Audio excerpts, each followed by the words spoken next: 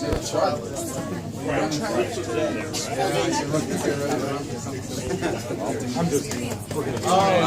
are you? I'm Marco. I know they're all dying to get out to the beach and get sunburned when they touch that water.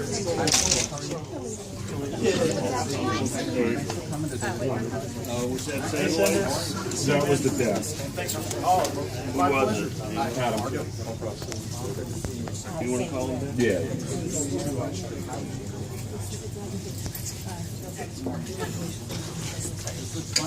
It is fun. I didn't say hello. How are you? Good to see you. Hi, Christy. I remember that time. My oldest graduates high school this year. Oh, that goes too bad. 11 days? Just in time for our tax. Yes. Yeah, it's like at that stage now. You look at them and just remember, like, you blink and they're expensive. Where'd you get that? Did you bring that on your... It's yours, man. No. It's yours. I'll get one. Thank you guys for coming here. Sure. Well, thank you all for joining us here with Senator Rubio. And I wanted to let you know that I used to work for this guy back in 2005. And Marco was raising his own young family at that time. And I recall as he was preparing to lead the House of Representatives here in Florida that he was always a dad first. And, with his wonderful wife Jeanette and his children, Marco understood the importance of family as the foundational institution in our state and in our country. And then Marco carried that on to the Senate, where when we were fighting on this tax bill, Marco Rubio was the leading voice in the country to ensure that the child tax credit played a forward role in the development of our tax strategy. And that's not something that Marco just cared about because we were talking about the tax bill during the presidential campaign. He even took some heat for some folks who said, well, why would you think that the tax credit would be more important than a business deduction? And I think Marco made the best argument that we heard, saying if a big business can deduct their expenses, why shouldn't a family be able to have the same advantages or even more pronounced advantages? So I'm glad Marco knows our area well. He's been to Pensacola frequently and to Northwest Florida, everything from when we were dealing with the oil spill to now on major policy issues. And so thank you, Marco, for coming to our community, but also for just being one of the leading voices for the family as the principal institution in our country. Thank you, and I appreciate that introduction. First of all, I really want to thank you guys for all being here today. And the reason why I wanted to do it is not just to talk about the tax credit, but also to build on it moving forward. And one of the things that Matt understands, and a growing number of members, coming into politics on both sides of the aisle that are newer and younger in American politics, is that America is not an economy. America is a people. It has an economy, but we're a people. So a lot of times we analyze public policy simply through the lens of what does it do to GDP or how much will companies grow.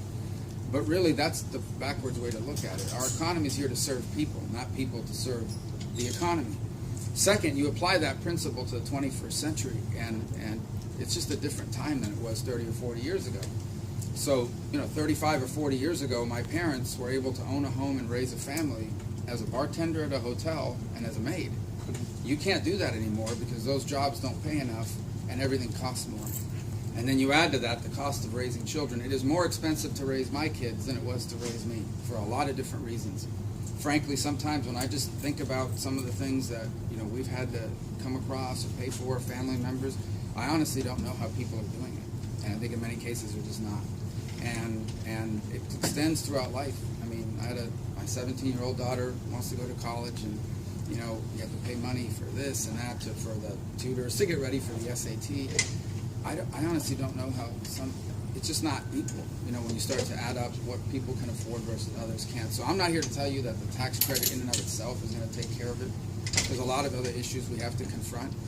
One of the things that the president says he wants to do, we haven't figured out yet the right way to do it, but we're working on it, is things like paid family leave, not as a mandate, but as whether it's an incentive or something else.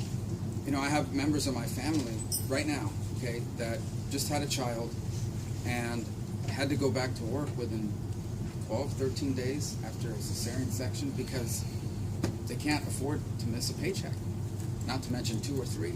So pregnancy should not be a bankruptcy eliciting event in life. And it's not just that. What if your child gets sick and has to go 4 days at home with the bad flu or something. Some employers don't have any pay for that because they're a small employer, it's not a benefit they offer, and the argument that the market alone will take care of it isn't true. So if we want to be a pro-family party, as we being Republicans, not that everybody here is, but if we want to be pro-family public policy makers, and these are the things we have to take into account. So that was the idea behind the child tax credit. And let me tell you, it was a big fight. And I'm grateful to people like Matt and others that stood up, but it was a big fight within my own party. Because a lot of other people saw that every penny that was going there could have been used to cut taxes on businesses. And I'm for it, he's for it, we're all for making America competitive. But there has to be a balance. And that balance should not be 100% on one side versus the other. And so I'm glad we didn't get everything we wanted, we didn't go as far as I wanted, but we went pretty far. It's certainly better today than it was. And one of the key sticking points is, what about people that don't pay federal income tax but still pay taxes? Because when they pay you, when you get your paycheck, it doesn't matter if the money went to FICA or the money went to income tax. It's still money you're not getting. So everyone who works is a taxpayer. And we had these arguments about, well, they're not paying federal income tax. It doesn't really matter where the money's destined. It's still less money than you would get otherwise. We wanted the tax credit to apply to that as well. So up to $1,400 of it is what they call refundable against payroll tax.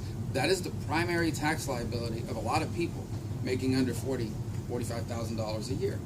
And we thought that was important. And we wanted it to be fully refundable to $2,000. We got it to $1,400. Initially, it started out at $1,000. So it's going to help next year when people do their taxes. This is going to be reflected. And the good news is this is not going to solve everybody's problems.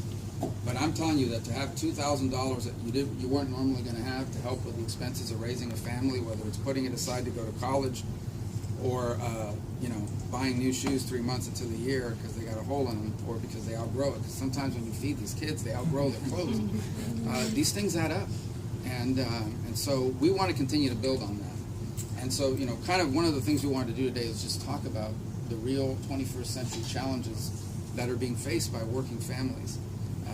Some of whom, married couple, both professionals, but $50,000-$60,000 a year each, it still doesn't make you rich. The cost, especially when you're starting a family and depending on where you live. So, anyways, I thank you guys for being here. We learn more by listening than by talking. So, we want to hear any thoughts or input you might have with regards to all this. Yes, ma'am. I would say medical insurance. That is a huge, huge impact, especially on our paychecks. Families of 4 and 5 are paying anywhere from $800 to $1,200 a month, if not more, just to support health, dental, and vision. So, even through the employer side, even the employer. Right, that's after the employer's portion has been subtracted from what we pay. So, what you've done, Senator Rubio, is so great, and I really appreciate you working so hard for our community and the people in it. Well, I appreciate you saying that. And I know Matt can talk about this too. Health insurance costs. 80% of Americans have coverage either through their employer or that's the single largest chunk of people that get employer coverage. It has nothing to do with some of the things we're debating. It's just the costs keep going up, and we've got to find an answer to that because it's taking a huge chunk out of people's paycheck every year. Yeah, it's one of the reasons why when we were in the state legislature, we wanted to make sure that every child was covered no matter what, under any circumstance, through Florida Kid Care. And one of the challenges we've had is that just getting the word out about the options that families have is something that we could get a lot better at in government. What suggestion would you give us about how to sort of, make known the opportunities that are available for child coverage? Are there websites? Are there forums? Are there places where parents, go to get this type of information where we could do a better job as government of just letting people know what's available? My number one would be Facebook groups. There's a lot of Pensacola mom groups, Emerald Coast, Greater Gulf Coast groups out there. Facebook's had a couple bad groups here. We'll still do it. But that's what a lot of people say. I found this on Facebook. I was referred by Facebook. Not amazing. That kind of thing. Instagram too, Twitter. Those are the social media outlets that is very, it has reach. It reaches a lot of people with within a small amount of time. Can I ask you guys a question? One of the ideas that's constantly been talked about, and Matt knows this well too, is allowing people to buy the coverage they want, being able to choose what they're willing to pay for. So, for example, I have members of my family that are, in their late 20s, single, never gets sick. He thinks he's going to live forever. He doesn't want comprehensive care. He wants sort of catastrophic. If something really bad happens, he needs insurance for that. But at the front end, if he could have a health savings account or just pay out of pocket for urgent care, he didn't really get sick. But if he does get sick, it's going to be something really bad. And other people need more comprehensive care, especially if you have kids or the like. So allowing people to pick and choose the kind of coverage they want, the more, it's just like, buying, it's not identical to, but let's compare it to buying a vehicle where you get to pick the features you want and don't need, would help with pricing. And the law sometimes doesn't make it possible, and because it basically says these are the minimum things you must offer in order to sell insurance. It's called mandates. The argument against it is every time someone proposes that sort of flexibility, they come back and say, you are proposing health insurance that doesn't cover, maternity care or pregnancy or something else. That's not accurate. It's not fair to say it. There may be policies that doesn't cover that because you chose that policy, not because anybody imposed it on you. Would having flexibility to have insurance that covers the things you want and doesn't force you to pay for things you don't need, is that an option that you think people would be open to? Or as long as you get to choose it, right? I mean, as long as you get the one that chooses it. Because we know what fits our needs better. Speaking out of recent experience, our son's 11 days old, so I pay for Blue Cross Blue Shield of Texas through my employer. It's about $126 a pay period, which is every 2 weeks. On top of that, just the doctor's fees from not even the hospital was about $5,000 what we paid per doctor, and that's not even counting the hospital. And this is, I'm sorry, like co-payments out of pocket. Yes, and ultrasounds weren't covered at all. They were $120 an ultrasound at the doctor's office, and just to get something back like a tax credit just to help out with that is great. Does your employer offer a health savings account? I believe so. So it depends how much you make. Because for some people, you X amount of money you need to live, right? So if you make as much as you need, then it doesn't really. But for some people, the ability to put some of this money aside, tax-free, you don't pay tax on that money, into an account, is a valuable thing because it can be used for the sort of out-of-pocket expense. It's tax-free money and it rolls over. But again, you got to make enough money in order for that, to be able to do it, because you first got to be able to cover all your front-end expenses. That's an astronomical figure. So it didn't cover ultras at all, or Ultrasounds weren't covered. not a single one? Our part was Well, yeah, our Right. copay for an ultrasound. I got you, but the cost was $5,000 Yeah, That was our our total total. cost. for everything. Just For for all the of our doctors. parts, not the hospital. That didn't count the delivery and everything at the hospital. And you may want to talk about this, but one of the options out there is plans that say, you can have a higher premium but lower co-payments, or higher co-payments and deductibles but lower monthly premiums. Again, having that level of flexibility. In your particular case now, I've lived through this now 4 times. Get ready for the ear infections and teething, and the teething I can't do anything about. The ear infections, but we were ear infection central, especially for a while. So and then of course just kind of the normal daily things. So it'd be curious to see what your plan covers, because a lot of them have like a basic healthy child platform of coverage. Your premiums aren't going to go up, right? It's a family plan, so an additional. It's a core plan that they offer. They do offer the FMLA, but that's only to excuse your absence. It's not to give you any money. So I went back to work after 3 days, and I really feel that father's role at the beginning stages. She wasn't even supposed to drive for 2 weeks, So how is she supposed to get around to doctor's appointments without me being able to take off? But I have to go back to work to catch back up. So by law, they have to give you the time off, but they don't have to pay. And here's the irony in it all: the more money you make, the likelier you are to have paid leave. So if you make $500,000 a year at a major law firm in New York or DC, you have paid leave. I mean, that's part of the package. But if you make $45,000, $50,000 a year on any kind of small or mid-sized company, you're likely not to have paid leave. And I get it. The companies, it's a cost. I mean, but we got to figure out an alternative to it because of what you said. I mean, you know, for a lot of people, especially if they're living far from family, so they don't have a support network, you know, grandma or somebody to help you with the driving and all that. I mean, it's just something we have to address, and it's probably a generational thing, wouldn't you say, in terms of members of Congress pushing for it? I make just enough where we don't qualify for any type of the assistance, the Medicaid or anything, but then I make too much to get the tax credit at the end of the year. So that is the group in America that is hurting the most. If you make less than a certain amount of money, we have safety net programs, and I think we all support the safety net, not as a way of life. It's a way to help people that either can't help themselves or need some help to get back on their feet. Obviously, if you make a lot of money, you're not having these worries. But everybody, it's the people that make too much to qualify for the help, but not enough to pay for it themselves, that are getting hurt on health care and are getting hurt on education, right? You make too much, you don't qualify for Pell Grant, but you don't make enough to pay for it, so what's the third option? Loans. So you go to school, you graduate, you have 80 grand in loans, and you don't just have a degree that might require you to go to grad school and get another degree and borrow even more money. So on issue after issue, that dynamic you've outlined plays over and over again, including on the Obamacare front, where there are people out there that make too much money for a subsidy but don't have an employer that provides coverage. They're paying the highest premiums and the highest co-payments, and are hurt the most by all of this. It's one of the reasons why fixing those exchanges has been so critical. Who's this we have over? You joined us. My name is Dennis. This is my wife Teresa, and this is little Georgie. So, yeah. 22 months. Yeah. 22 months. Thank you. No terrible twos, all good behavior. Not yet. I tell you, that's what happens when you feed them like that. They grow older, when they get older, then they have opinions.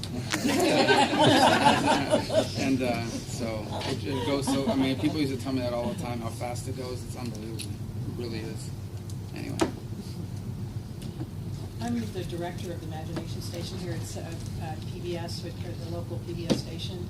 And since we opened 5 years ago, we've had over 50,000 children and families come through here. It's a place to play and Tell learn us a how to little bit play about it, together. yeah. It's basically a hands-on place for children to explore and learn with their parents or other adults, and as a way to extend beyond just what PBS does for children's television, but to to provide a place where there's a good, solid foundation for early learning. So most of the families that come have kids that are from, this is actually our youngest visitor. We have a 13-day-old, and now we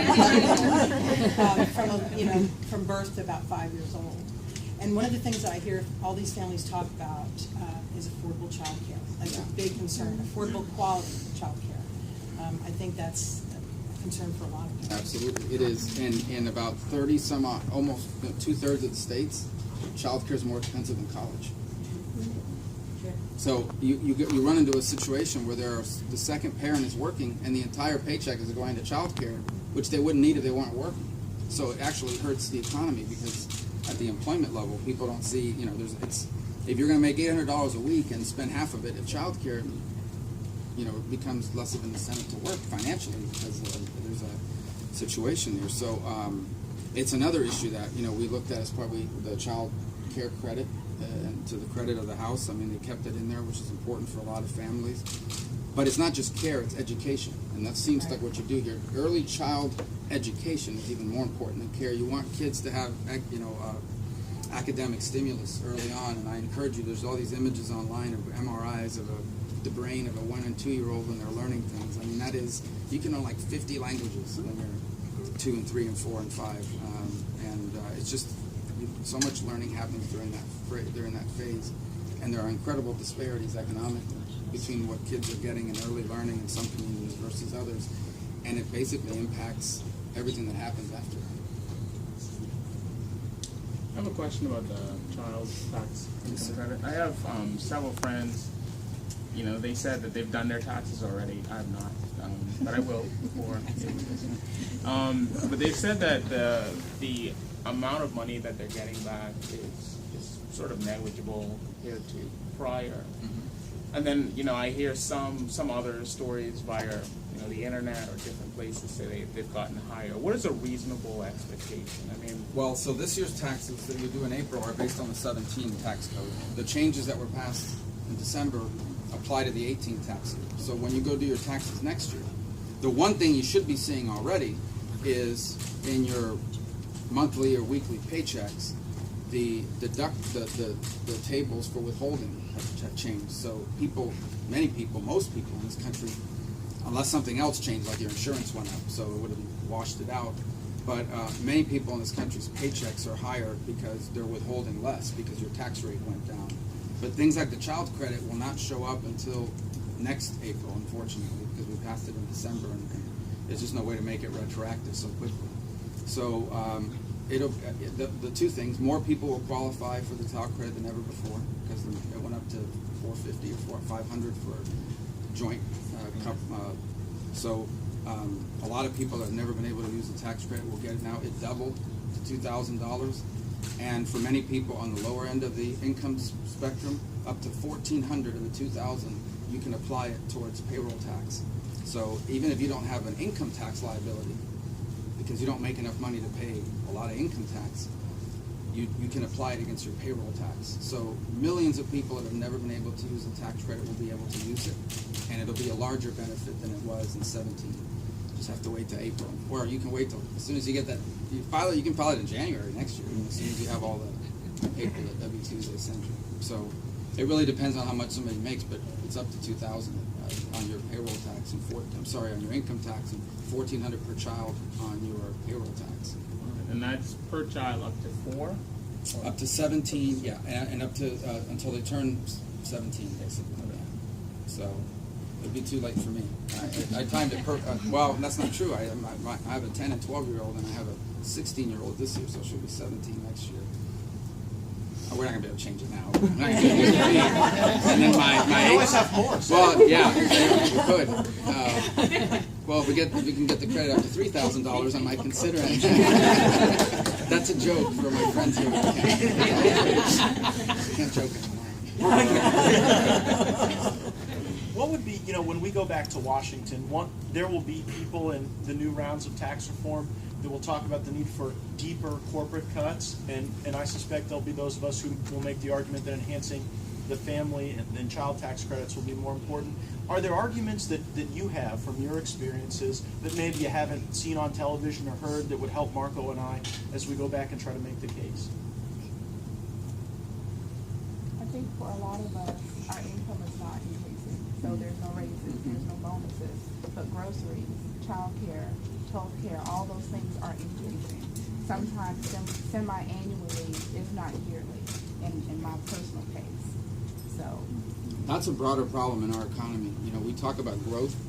Matt's been a real leader on this. Growth doesn't distribute the way it used to. If you have the right industry, the right job, maybe even the right geography, you're doing better than ever. Not because they did anything evil. They just happen to be in an industry that's booming. But a lot of our traditional industries and jobs are stagnating. And some of them are being lost because of automation. Some of them are being lost, frankly, because a lot of these countries cheat and against us, China in particular, and steal business away from us.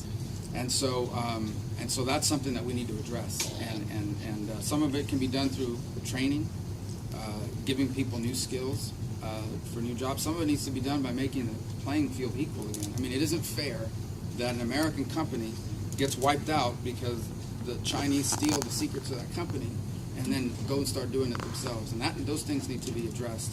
And then as far as the corporate and stuff like that, look, I have nothing against big companies. They're an important part of our economy. But a lot of these companies, big multinational companies, their headquarters might be in America, but they're not American companies. They're multinational companies. They have shareholders and customers all over the world. And my view, Matt will speak for himself, I think he probably agrees, is when those companies, those big corporations like Apple and all that are doing things that are good for you, we're going to help them. But when it's not good for you, just because their address is in America doesn't mean we have to bend over backwards to help them out. I am interested in helping the small and mid-sized businesses who in many cases are getting edged out of the business by these large guys that come in and just eat it all up and you can't compete with them. And so there's a lot of work to be done there, but I think we, especially in my party, need to recalibrate this. Just because you're on Wall Street or you're traded publicly and your address is an American address doesn't mean you're an American company. And these companies have made a lot of money sending jobs and intellectual property and hiding it overseas, but then come to Washington and ask for even bigger and bigger tax breaks at the expense of more for working people. I mean, isn't that one of the fights we face with the whole multinational thing? Absolutely. You know, as the world gets smaller, these are the challenges we face. We have some families here that participate in the school choice movement, and we're very proud of our schools in Northwest Florida. But as families choose homeschooling, as families choose charter schools and other types of schools, you know, do you have a viewpoint maybe you'd like to share on sort of how more money in the family budget at the end of the month at the kitchen table will help people either acquire new educational assets, help in a homeschooling environment? Yeah, first of all, I think we're both strong supporters of choice. Let parents choose where they want to put their kids. And I think every choice is valid. I think homeschooling is great. I'm not sure I have the patience for it myself, but I know people that have done it very successfully. We've had kids in parochial school, private school, because having a faith-based education was important to us personally. But we also have two of my boys are now in a charter school. And we put them there because they have a classical education curriculum where they're learning, first of all, they're learning Latin, so now they speak to each other in Latin when they don't want us to know what they're saying. But second is they've gone all the way back and learned about the foundations of our country. And those foundations actually began in Greece and in Rome and all the sort of the underpinnings. They've learned about everything and the stuff, but we're very happy there. And other people may make a different choice. Some of the best schools in this state are public schools, traditional public schools that have become centers of excellence. So I view it as you want as many choices as possible. As far as having the money, yeah, parents will have the choice to allocate that additional money as they need in their lives at that stage. For some, it might be saving for college. For some, it might be for paying for quality early childhood education. For some, it might be for private or parochial schooling. For some, it might be for the costs, even of public school, that entail everything from school materials that you're required to have to, tutoring, field trips. Look, I mean, in our charter school, we have a couple kids whose parents don't make a lot of money. And sometimes when these field trips come, even $50 or $40 for the bus, the admissions, and the lunch is a problem. And we feel terrible if those kids aren't able to go. So the school has a foundation that raises money to help out in those instances without embarrassing the kids. But those things break your heart because there are kids that aren't able to do it. And then simple things. Listen, there's a true story. About, maybe it was 2 years ago, I go into a McDonald's, and there's a mom that I know from high school at 8 o'clock at night. They say you're supposed to eat McDonald's every now and then. Especially now that they have 24-hour breakfast. One of the great things. And we can only get Chick-fil-A to open on Sunday. The world would be set. But, so anyway, there's an executive order for you. Anyway, that's a joke as well. But I go in there. I know her from high school. Single mom. She's at McDonald's at 8 o'clock at night, and I notice they just have a couple of soft drinks. We start talking, and in the conversation, I realize, she tells me, the reason why she's there is her son is doing his homework on it was a tablet, because they have free Wi-Fi. Because Wi-Fi, she didn't have Wi-Fi at home. It's expensive. She only has a cell phone. She doesn't have a landline, and you gotta have a landline in order for the provider to whatever. I mean, those are things a lot of people don't even think about. But if you don't have access to Wi-Fi, if there's a digital divide in your home, these kids are disadvantaged. So there's just a plethora of things that families, and frankly, even the $2,000 per child is not going to be enough, but it's certainly more than what is there today. And I think that's where it comes in, the options of paying everything from getting ready to go to college, saving for college, private school, parochial school. And one of the things is, we did, and I think this was an initiative in the House, was allowing the savings plans for college to be used even before you go to college, to be able to go to private school or a school of your choosing while you're still in the K-12 system, which is something people didn't have the option of doing. The 529 plans, which you didn't have an option of doing before this passed. And that's another pro-family initiative I think is very important. And you have charters. How many charters are in the county? Oh gosh, I don't precisely know. It seems to be sometimes changed by the day. But there's a- Frank, dude, Representative White. Yeah, not many here. I wish we had more here. It's typically something. Why is that? I don't know. I think it's for the most part we have some good public schools. Yeah. So we have a very something that you all were a part of at the state level of increasing schools of choice within the public school system. Parents can. And you have magnets too. We do, and so parents are able to find the best place for each particular child, which is, as you know, about every the right solution for one child isn't necessarily the right solution for every one of your kids. Yeah, the most competitive schools where I live in South Florida are hardest to get into are some of our public schools because they're known for a specialty program and this, that, or the other. And so, look, I believe in public education. I know the representative does. I know the congressman does. That's an option that's got to be there. Charter schools are public education too, and then some people want to do a private route because having a faith-based component to their education. I just think the parents should be able to decide these options, and for everyone, the answer is something different.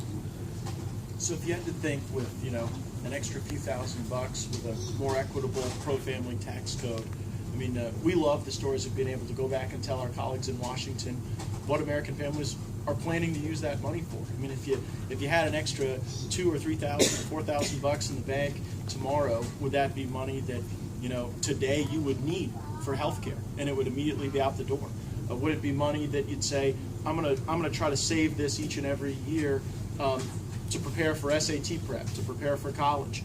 Is it something that you say, with the rising cost of groceries and gas and everything else, give us a sense maybe if that was in your bank account, what you'd use it for? Because those are always very persuasive arguments. And just if I can add something, if you don't mind, because I think what you're asking is, what is the part of your family budget that's going up the fastest? Yeah, exactly. That's kind of eating away fastest. I mean, you said groceries, I can tell you. And I thought it wasn't just the volume of consumption. I keep complaining about my kids. I don't want you to think. But it's not just, things cost. I mean, some of these things are really costing more than I ever remember them costing. And I'm not talking about the organic whole food stuff. I'm just talking about the normal, everyday, things that you used to buy. So I know there's two places. Food is one, and the other that's eating up a lot of family budgets, at least, is data. Everybody's got a cell phone, these data plans, but they're almost essential. The rise in the cost of that. But that's just my prejudice because the cameras are here, so I thought I'd take a shot at most of it. But that's basically what you're asking, right? Yeah, sure. What is eating away at the budget? Senator Rubio, in our home, what's eating up the budget is our utility bill from Gulf Power.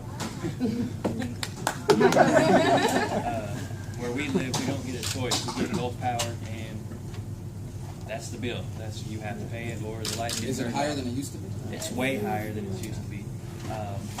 We had the cold spell here in late December, January. My wife and I, we were out of town. Her grandmother passed up in Michigan, so we were out of town for a week of that monthly cycle, and our bill doubled. When I contacted Gulf Power about it, they said it was because of the cold weather. Well, we weren't even home to run any electricity. And when we did come home and it was cold, we have a fireplace. We didn't even turn the heater on, but they said our power doubled for that cycle. And there was just. They said you used more, or the rate went up? They said we used more, and I don't know if the rate. Yeah, the rate is actually, the good news we have is that the way that Gulf Power has chose to use the benefits of the tax bill has been to lower rates. So they've, for the time that's coming up, they've filed an application with our Public Service Commission seeking to actually decrease rates. And that's something that I think, you talk about money at the end of the month at the kitchen table. You're right. But they haven't seen it yet because it's not been approved. Yeah, you haven't gotten any benefit of that yet because it still has to be approved. Congressman, today the PSC is literally today making the decision. So on Gulf Power's application to reduce rates. Right, because some of these utility companies save money in the tax code and they used it to lower the rates, so what time? This may be a stupid question because I don't know. How come we don't have a choice of utility company? How come Gulf Power's is it, or if you live in some area, Chelco is it? How come we don't have more choices for electricity? Well, in Florida, we have these regional monopolies that have been set up. And actually, it was when Marco was Speaker that we started in the state of Florida democratizing solar use, providing more tax credits for people that wanted to do that. Telecom is another example. Where, it used to be you could only have one telephone provider, right? One cable company. Yeah, now that's changed. to provide more choice, but I think the theme is whether it's in your healthcare, whether it's in your schools, whether it's in your energy, we just want people to have the most choices because your ability to make a selection makes other people compete for your business. When someone doesn't have to compete for your business, you're not really the customer, right? And so I think that we can move more in that direction. Just on the utility front, so there was a time, you guys were babies, so you wouldn't remember because 10, 15 years ago, but if you lived there, some of you might remember this, there was only one cable company for that city, and that's all you had. Now, I don't even know that. It's nuts, the stuff you get in the mail, everybody asking you to switch to their. So there's competition in telecom. What's happened with electricity and power, this is almost true everywhere in the country, is a utility, they say to them, here's the deal they make with them. You're the only company in the region because it costs a lot of money to generate and the lines to transmit. But you're guaranteed a profit, but not an uncontrolled profit. So they control how much, it's price control. If they want to raise or even lower rates, they have to go to the Public Service Commission in Florida and apply for a rate change, either up or down, or a surcharge after a storm and the like. So the deal with these companies is you are guaranteed a profit, but it is not as big as you could. You can't charge anything you want. You have to come to us to get rates lowered or increased. But that's basically, I think, the way it is in almost the entire country, because if you had multiple power companies, the scale doesn't work. The power plants are expensive to build and the like, but they cannot charge you anything they want. Everything they charge you is because they got it approved by the Public Service Commission. So that includes going up, that includes going down, and if they want to increase your rates, they have to justify why the rates have to go up. The fuel got more expensive, or we had a storm, or something happened that requires us to charge you more. So. But hopefully that'll be approved.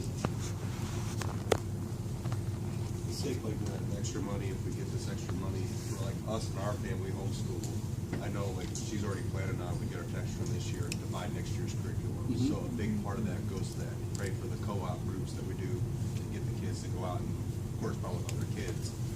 But the never-ending saga, so we all keep saying, is your utility bill goes up, your insurance goes up, your automotive insurance goes up. It's all this adjustment is 5-6% adjustment every year on everything. And for most of us that live in this community that make the salaries we make, if you take the average, it's been flat. It stays. It hasn't moved, and everything else has gone up. And then you got your local government at the same time putting on your property taxes higher, and it's just never ending. And then the mailman shows up with a surprise in the mail of some bill, So that extra money, for most of us, I'd imagine, doesn't get to go to much fun. We got to catch up. We took a loss on last year, and I'm grateful for what you guys are doing. I mean, it's good, but it's a cycle, and it's got to stop, and it's not stopping. So in 5 years from now, where people sit at this table, where are we going to be again? Because it's $14,000 and $2,000, but everything's going up 3 or 4 or 5%, 3 or 4 or 5% every year. We're going to be having the same conversation again and trying to scratch our heads figuring out what's going on. Well, and the credit will grow over the next decade by inflation, so it does continue to climb, but it's still going to be a problem, because ultimately what you're hitting on is something that I know both these gentlemen have worked on for a long time as well, and that is creating an economy where jobs pay more. I mean, ultimately that's the answer, right? Is to try to hold the line down on costs and create higher paying jobs, or jobs that will pay more. And a function of that is economic growth. I mean, you want that growth to be there so that employers are fighting. The more employers are fighting for workers, the more they're going to pay you. The more they have to pay you in order to bring you in. Bonuses are great, but a higher paycheck is better. It's more sustained. And that's a broader challenge that we have to confront at the state and federal level. But I think that's a point that's lost on some people in Washington. The notion that these credits that Marco led on, they're not necessarily going to some new endeavor.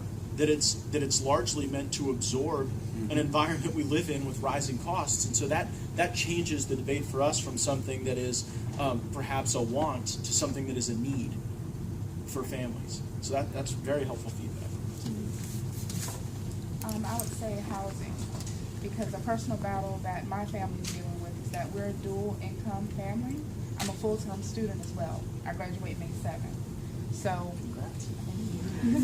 so along with that is either we pay $400 to $600 more a month to purchase a house in an A and B schools district, or we take that money and put our kids in private school or a charter school or homeschooling or whatever the other option may be. So I've made the choice to put our oldest in a private school that we'll pay for out of pocket for about 1 to 2 years. And then when we're able to buy into that good neighborhood with the great schools, then he will be transferred into private school. So that's a public school. So that's an ongoing battle that we're having to deal with. Well, you've had a lot of growth up here, right? I mean, your population growth here has been substantial. Is that driving up housing? Especially in Cantonment and Beulah area. That is the fastest, in Beulah, it's the fastest growing precinct that I have for people in my entire district. Pensacola Beach to Bonifay. Is that new construction, or what is It's largely new industry. We've had the financial services sector Right. really participate in growth in that area, and it's also, you get a little more house for your money in Beulah than you might in other areas. And But as people move in, what are they moving into? Is there new construction? it's a lot of happening? new construction in that area because it was area that was undeveloped previously, and so now it's a lot of new homes, and that brings traffic challenges and all the other things that we do. Navy Federal Credit Union down there. That's Yeah, it. they own Beulah now.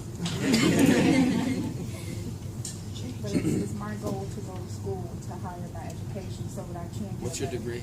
It's going to be Associates in Business Administration. I'm currently waiting to hear back on the bachelor's application that I did a couple weeks ago. Okay. I got word this past weekend that I've been inducted into the National Honor Society. Oh, wow. So, You're going to be getting into that higher tax bracket. That's awesome. That is awesome. And that really is, that's the other thing that I think all three of us have focused on is, and the route you've chosen is very good, but we've told all the young people in America that the only way forward is you graduate from high school, you go to college, you get a degree, and then maybe you'll find a job, and now you go to grad school and you'll find a job.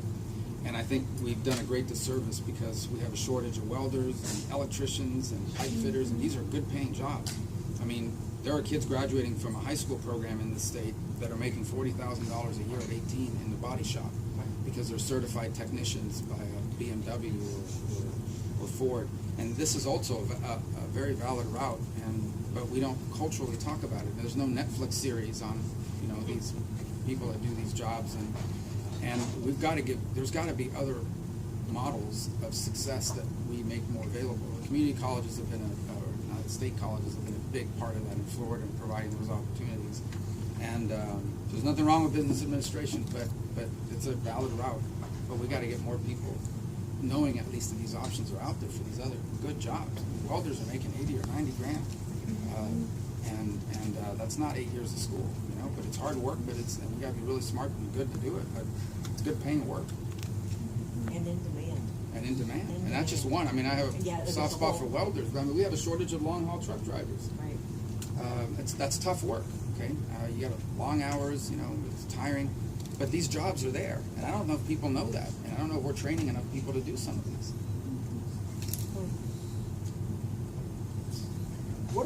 When you were going through this fight, I remember time and again, there were times when you said you wouldn't vote for the bill if it didn't do right by American families. Can you give us a look inside the Senate? And people think that since we're in Washington together, that I know what's going on in the Senate, or Marco knows what's going on in the House. They're very different institutions. But what were some of the arguments you heard from your colleagues, kind of for and against making a stronger investment in the family? Well, you could read the the editorial of the Wall Street Journal where they said this was welfare. That this was a tax cut for people that didn't pay taxes. I found it to be incredibly disrespectful to working people. And also is this sort of attitude that why don't we just give more money to the big corporations and then they'll make sure their employees get it, and take care of everybody. Look, I'm a supply side conservative, limited government, free enterprise as much as anybody else. I understand that unless employers are doing well, they can't hire people. But I think there's got to be a balance between the company and the worker because you can't build great companies without great workers. And in the end, as we started out at the beginning by saying, America's not an economy, it's a country. And the economy should work for the people, not the people for the economy. So that was a big fight where everybody just felt like every penny that we put in the tax credit would be better spent cutting the corporate rate to 19 instead of to 20. I remember 3 years ago, the gold standard for a corporate rate was 25% because it was 35. Suddenly it became 20. Magically, it had to be 20. And then when I tried to increase it to 20.9 to pay for the tax credit, they voted it down. But a week later, it was 21%, but not to pay for the tax credit. It was to pay for another business tax that they wanted to add in. So I think there's a major disconnect between some people in my party and the working people of our country in terms of what is a good balancing act. And what's I think a 21% tax rate is very good compared to 35. And we could do more for working people who let them keep more of their money. And it's almost like giving people a raise without costing the companies anything. So that was the big fight. You know, everybody wanted to put it on the Democratic side. You know, they liked my idea, but they wanted it to be more. You know, well, 2,000 is good, but we want it to be 3,500. You know, you can always get outbid, but obviously we got to work within what's possible. I think, you know, if you make things better, it's worth doing, and this made things better. And but that was the big fight: a fundamental understanding about what you're living and going through, and an attitude that all we have to do is give more money to companies and they'll take care of everybody. That doesn't always work that way. A lot of big corporations have taken that money and used it to buy back shares or pay, which is fine, or pay dividends, which is fine. If you're, you know, a lot of these retirement plans that people might be on are invested in the stock market. But I just think if you don't take care of America's workers, we're going to have a big problem. Those are millions and millions of families and lives that you can't build a country without that. So there's that was the difficult balance, and I think we made some progress in that regard, but there's more to be done. So Bentley over there, 11 days old, is already carrying, you know, close to $70,000 worth of debt for the country because folks in Washington don't do what Frank did and what you did and what I did in Florida and prioritize these things. I've been very disappointed in my first 14 months that no one seems to be too focused on the debt. We're always able to be very bipartisan when we borrow money against, you know, Bentley's future. What sentiment have you picked up in the Senate about that? Everybody says they're concerned about it, but they don't want to tackle what it takes to tackle it. And I don't know if people understand that 2/3 of our spending we have no control over. And it's not like Florida where they can't print money. They got to balance the budget every year at the state level. And that's what we did when we were at the state level. At the federal level, you just borrow it by selling government debt, bonds and the like. And why are we doing that? 2/3 of our spending are allocated to programs that I support, that we all support, Medicare and Social Security. My mom is 87 years old. She's on Medicare. She's on Social Security. I'm against anything that's bad for her. Okay? Let's start out with that. So I'm not talking about cutting Medicare and Social Security. I think those are good programs. We want to keep them. The problem is they're spending more than they're taking in. Because, for example, Social Security, when we started it, there was 16 people working and paying in for every person that was retired. I think it's down to 2 to 1. The number doesn't work. And so every year, that program spends more than it takes in, so we have to borrow money to make up the difference. And that's only going to accelerate because we have the largest population of retirees in the history of the world coming all in the history of the country coming in at once. People are going to live longer than they've ever lived. Great thing. But that means instead of being retired for 25 years or 15 years, you're going to be retired for 25 years. So that's what has to be tackled. And it's painful because every time you talk about it, you get accused of cutting Medicare or cutting Social Security. That's not what we're talking about at all. We're talking about something very reasonable for people that are 30 or 40 years away from retirement. And that is, you know, maybe instead of retiring at 62, you have to retire at 62 and a half. These are the kinds of changes. If you've made a lot of money, maybe your benefit's not as high as someone who didn't make a lot of money. You know, you're a multi-millionaire. Social Security, you don't even notice it's a rounding error in your income after you retire. These are the kinds of approaches that we should be open to talking to, and nobody, as you know, wants to talk about it because it's politically toxic, right? And people attack you over it. But we got to do it, or we're going to have a debt crisis. There'll come a day when people will say, you know what, America, we're not going to buy your debt anymore until you show us how you're going to pay it back. And that could happen at any time. We don't control that. We worry a lot about it. And that's, you know, a lot of this focus on foreign aid and the military. Look, the military is the reason why the number one obligation of the federal government. Foreign aid should be spent better, but it's less than 1% of our budget. Those are all distractions from the core issue. 2/3 of our spending is money that Congress does not control. It is automatic by law. And if we don't reform those programs, we are going to bankrupt this country in the lifetime of everybody sitting in here if we don't deal with it. Other than that, it's going well.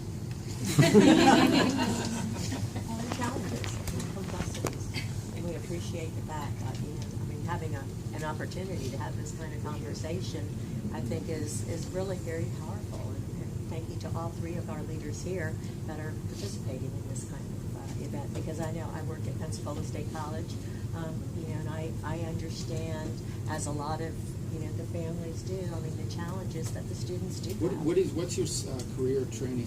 What opportunities do you guys provide in terms of the different, and what's the pipeline in and out? Great questions. And we will be starting a trucking opportunity, and we are commercial license, commercial or trucking, absolutely. We have welding, we have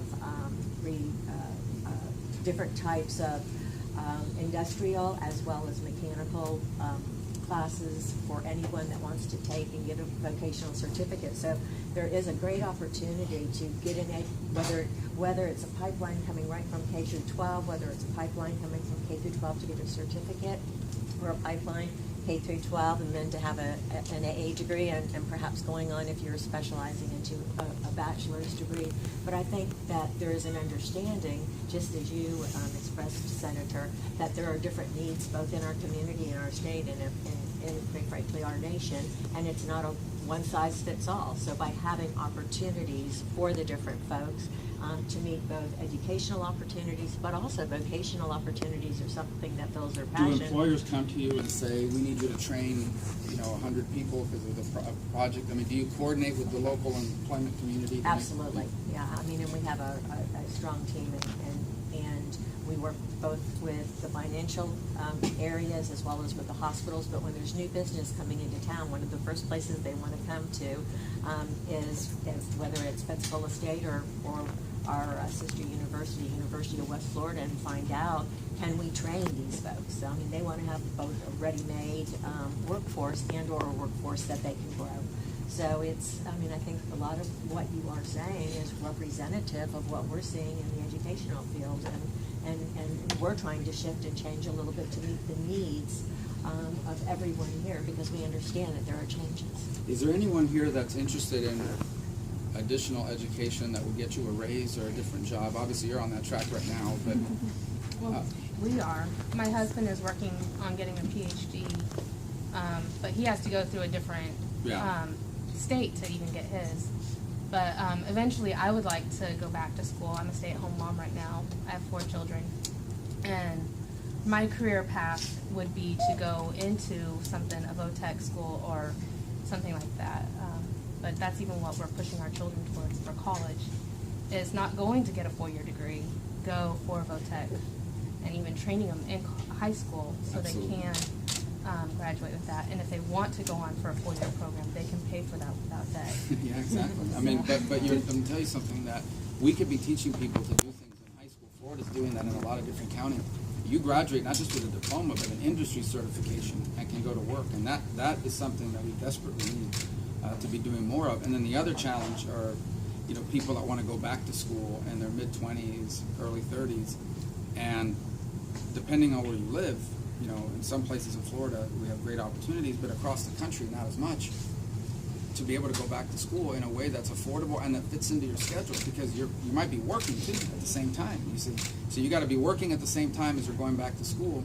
And the third thing, and this is a personal pet peeve, but we're trying to figure out how to do this, is I think people should get credit for what they already know. So if you've been working for 10 or 15 years in an industry, somebody should be able to look at what you've learned just from years of work and give you credit for that. So you don't have to sit there and take a class on it, but they can actually credit you for something that you've already learned through work experience, life experience, blended learning from a variety of different sources. And that's something we hope to be able to push more towards as well, because that would cut down, in many cases, like a paralegal. Okay, someone's been working at a law firm for 10 years and has been doing a lot of work in that law firm, some of which resembles what they do as a paralegal, even though they're not one. Someone should be able to look at what they already know how to do and give them credit for it. And instead of having to go back to school for 2 years, maybe they're only going back to school for 1.5 years or a year.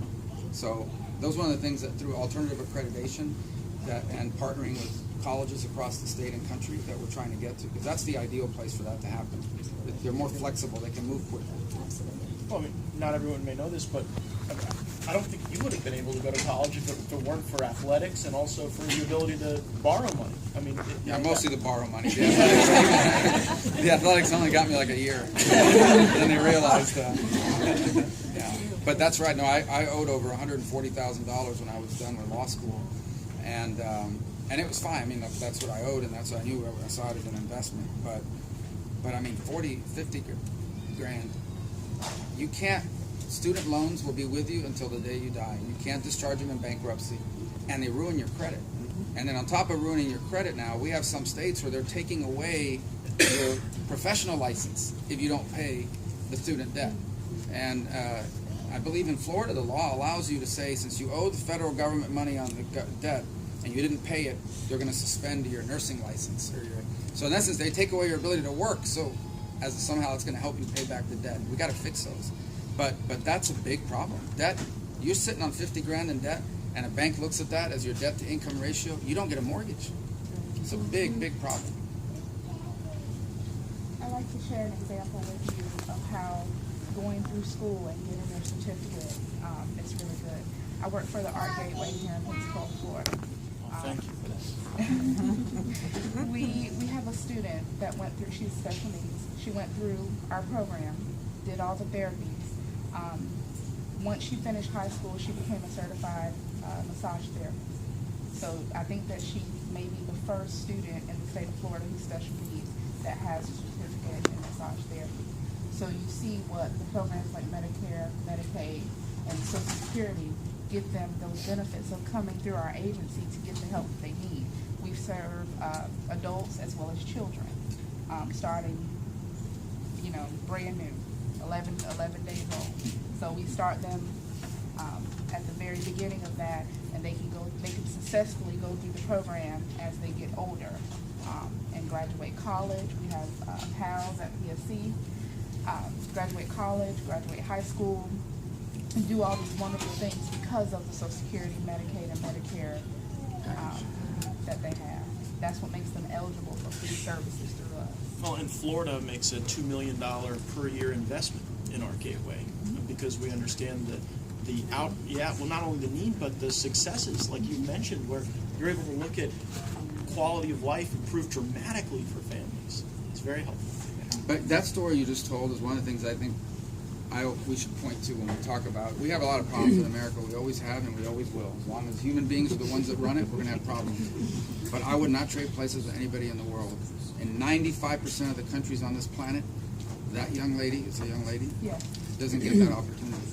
In America, we have a commitment to believe that every human being has dignity and purpose, and we want to help everyone go as far as their talent and their work and their abilities will take them, because their rights came from their Creator. We believe that in our founding, and we haven't always lived up to it perfectly, but our story is the story of a generation after generation trying to perfect that notion.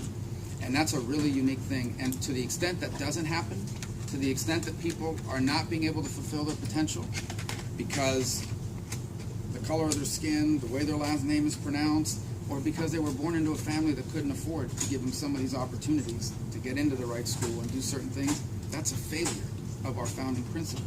We may debate what the right answer to it is. One side may want more government, one side may want less to deal with it in more private sector and community. But we all, I hope, agree that stories like what you told should be more common, not less common. And I think that's true for people with special needs, but it's also true with people that happen to be born into circumstances they don't control. If you're a child born into a broken home in a dangerous neighborhood, living in substandard housing with no access to health care, you got 5 strikes against you.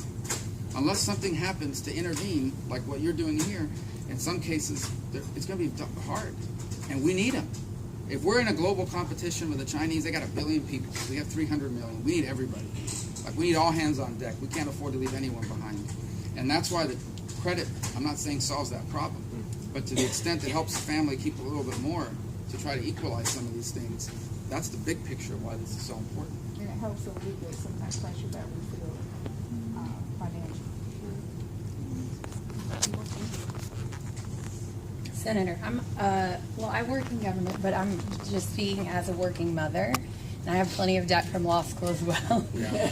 But everything you've been saying, I just have noticed working in government, and I mostly worked in nonprofit in life and bioethics issues in DC, and I chose to work in nonprofits. But what I've noticed throughout policy and what you're talking about with the tax credit, you talked about the not being able to pay off Social Security, is that we're not, as a state, our job is to promote childbirth and to promote strong families. So in your opinion, and Congressman Gaetz and Representative White as well, in your opinion, what else can we do as a state and as a federal government to promote childbirth? Like we're saying here, how expensive it was for you guys to have that baby.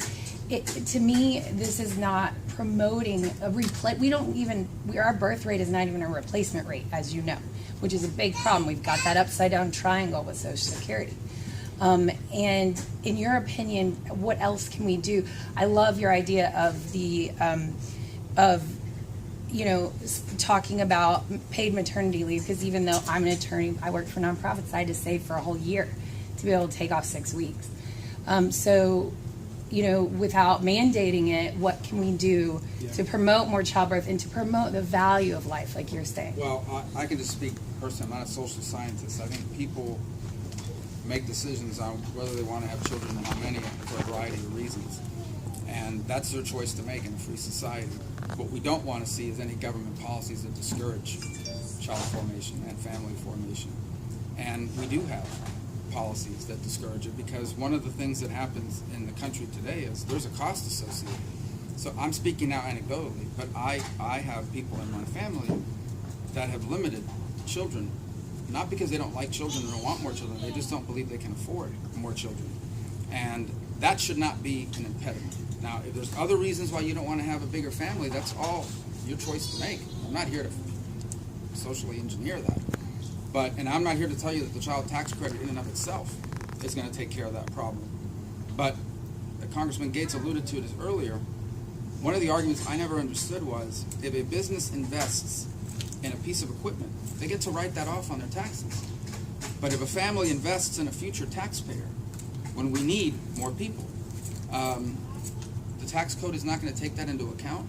So there's only some things government can do, but the main thing we can do is make sure we don't have any laws or any policies that discourage family formation. What people decide to do after that is a more of a cultural issue, and it's up to individuals to decide what's the right choice for them. But that's my view, and obviously you guys want to. Yeah, I agree completely. Families are, for all of civilization, have been the building blocks of society, and things we do to disincentivize families, we've got to be vigilant to get rid of them. I think about the cost of college, and I ran when we had twins right out of the gate. I immediately started thinking, all right, I went online to the calculator, and you're a twin? He is. Did the calculator? Okay, I'm gonna just say let's send him to Harvard, and then send him to grad school. We're gonna pay for it all and see what it says. I had the little online calculator said I need to be saving $750 a month per child, starting at age 0. Right? I mean, how many people can do that? It's just it's unreal. And so I think the training programs, the good vocational programs where plumbing and the welding, all those kinds of things. Yeah. And our state college system, which allows people to truly people who the folks who want to make a better life for themselves by making personal sacrifices for delaying starting a family or buying a home or buying a car, making that decision to invest in themselves, just smoother pathways into the state college system, I think is an answer.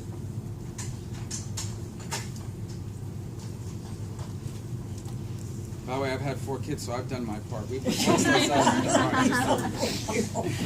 You're pretty efficient. Much more efficient than this. But it's you touched on it just a second ago. The basic atom, the building block of any society is the family. The family is the first school. It's the first government. It's the first community group. It's the first employer for most of us. It's the first everything. And government can't replace it. It also can't, regulate it. It's up to everyone to decide what kind of family they want to have, how large, and what their own values are. But I can tell you that if the family breaks down, then everything else gets harder. And I have 4 teachers in my family, and our schools have become the front lines of a lot of societal breakdown on a regular basis because they need to deal with some of the things that are going on with resources like programs like these, like the ability to go to school, like empowering kids with special needs to be able to fulfill their potential, like the young lady who told the story about.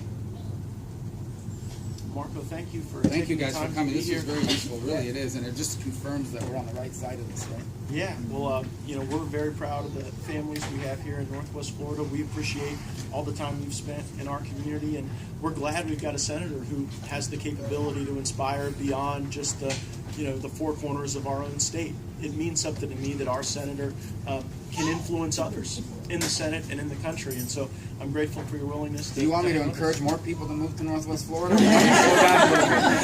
we'll take all the good folks. Because I know the growth is, 11% over 5 years? It's a pretty significant rise in Well, and it'll be more as the military mission enhances with, there's a lot of things good and bad in this last vote we had to take, but one thing that is a silver lining is that we'll be able to do right by the military families in our community. And there's no one in this room who's not connected to the military in some way. The people we go to church with, the people we see at the grocery store, our parents. And so to be able to see the folks downrange get the support they need, that is a family issue in Northwest Florida. When mom or dad don't have, the training, the equipment, when they're on rapid deployments, we've got the most deployed wing in the entire Air Force here in Northwest Florida. That impacts the family. And so I know that we're looking for better times coming with a pay increase for our troops, 130,000 active duty military in my congressional district. It'll see that pay increase, and we hope that can contribute to a better family environment. But Can I just add a personal note about Northwest Florida? Because my Please. kids, we've been coming up here for a long time, especially around 4th of July. And when they were younger, they all wanted to move here, and I had to explain to my sons that not everyone flies a Blue Angel, and I had to explain to my daughters that not everyone lives in some of these nice houses on 38. So it's like, but they still want to move here. So your population is going to keep growing, guys. I'm sorry to tell you, maybe by 4. But anyway, it's a special part of our state. It really is, and I think has incredible opportunities in the future. You're leading the way. You've been able to do a lot of innovations in both education and programmatic that I think are going to inspire not just more people to move here, but more people to replicate it in other parts of the country. And of course, the great sort of military base that we have here that leaves us military retirees that are still prime earning, but with tremendous skills to contribute. So that's also attractive to employers because they know they have a workforce of people that are trained and disciplined and are going to show up on time and are going to do their job and have skill sets that they establish. So there's a lot of promise. We better start building some roads, right? thank you, Senator. Thank Really you. appreciate it. Thank you.